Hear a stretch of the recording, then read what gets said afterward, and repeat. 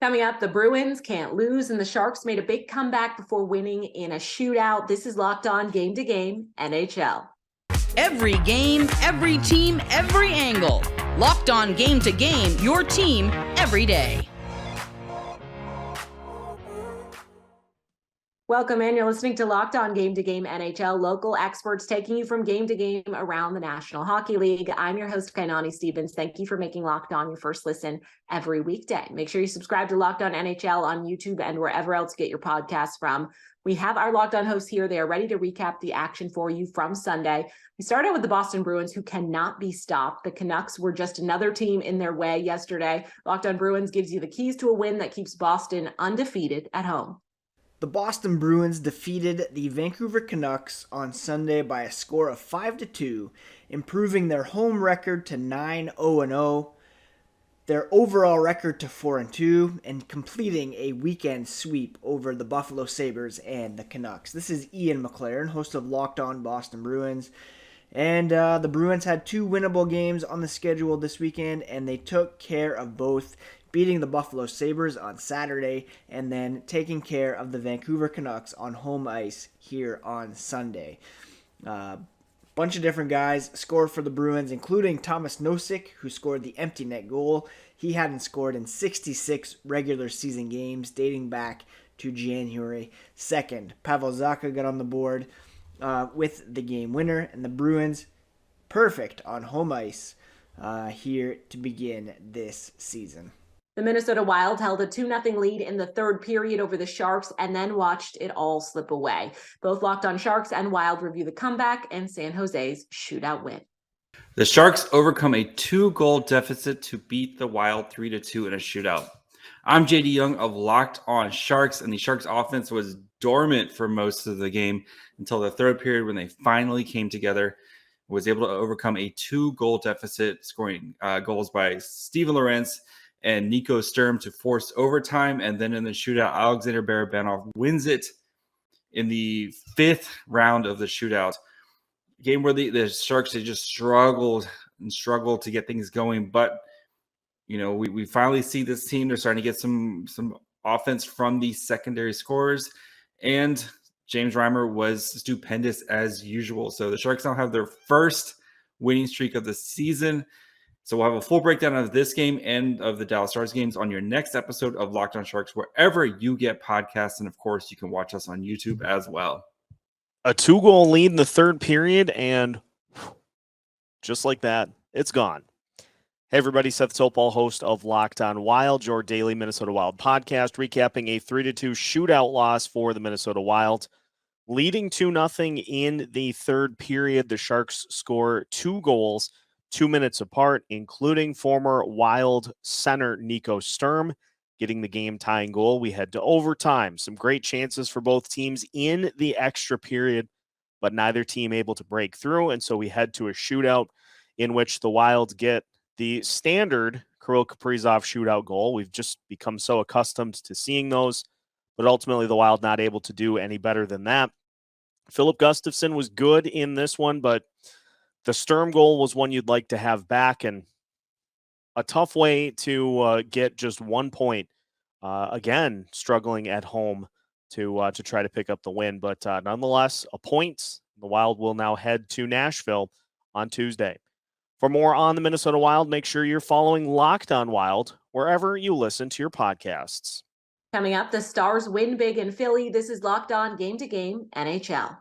Game is brought to you by BetOnline, the #1 spot for all of your online sports betting needs. NBA and NHL are back in action, and the NFL is quickly approaching the postseason. Whatever sport you're interested in betting on, you can do that at betonline.net. It's where the game starts.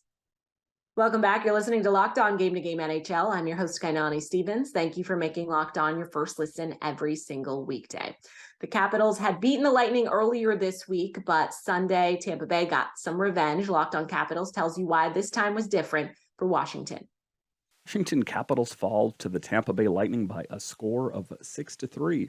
Hi, this is Dan Holme of Locked On Capitals. Just a couple of days ago, the Capitals beat the Lightning handily by a score of 5-1.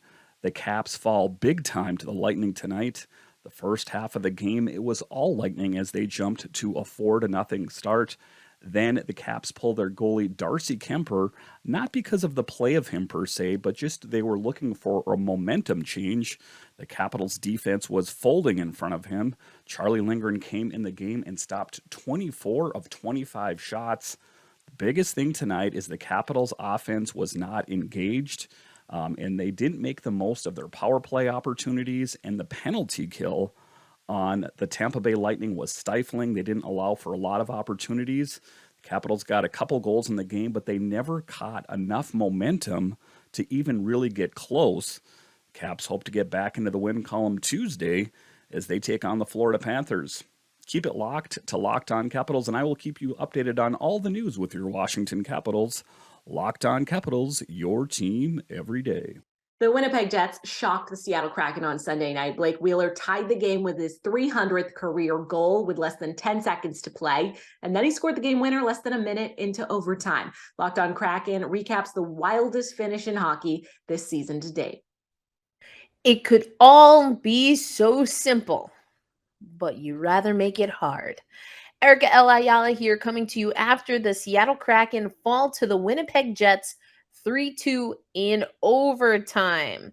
We had this one in the bag until the Winnipeg Jets score in the last 3 seconds of regulation on their seventh power play opportunity. That was a bad penalty by Carson Soucy. Eberle took a pretty bad one as well. The discipline. We need more discipline. This was a tough pill to swallow. There were so many things going right about this game. We'll talk about those on Monday's show. But for now, for tonight, ooh, boys, we got to do better. Let's clean it up and finish out the homestand. Let's get to 500 at Climate Pledge Arena. The Dallas Stars poured 5 goals in on Philly to easily beat the Flyers on Sunday afternoon. The host with Locked On Stars and Flyers tell you what went right and what went wrong for each team.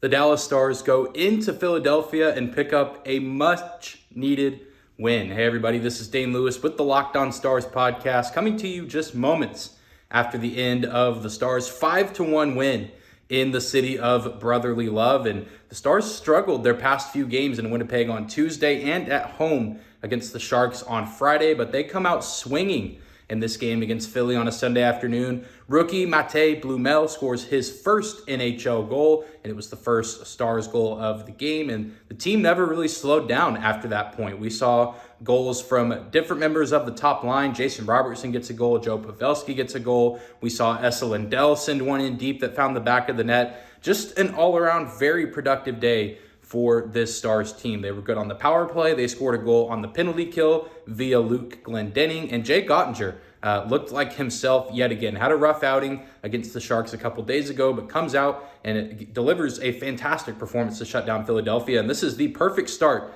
to this road trip for the Stars, as they now have 2 tough games coming up this week in Florida, first against the Lightning and then on Thursday against the Panthers. But 2 points, they got what they needed, and they took care of business the first game of this road trip, and hopefully they can keep the momentum going. We saw the true version of the Dallas Stars on Sunday's win against the Flyers, and we'll have more on the game on Monday's episode of Locked On Stars. You can check that out on YouTube or your favorite podcasting platform, and I can't wait to see you there. Special teams was absolutely killer for the Flyers all weekend as it bites them again versus the Dallas Stars. Hi, this is Rachel Donner from the Locked On Flyers podcast with your quick reaction to the Flyers' 5-1 loss against Dallas. Yesterday, in Claude Giroux's return to Philadelphia, the Flyers actually outplayed the Senators at 5-5, but Ottawa was able to get 2 goals with the extra man. Today versus Dallas, it was more of the same, honestly, where despite fairly even play at even strength, Dallas was able to capitalize on the power play, with the Flyers giving up 2 again on the penalty kill, plus a shorthanded goal on their power play.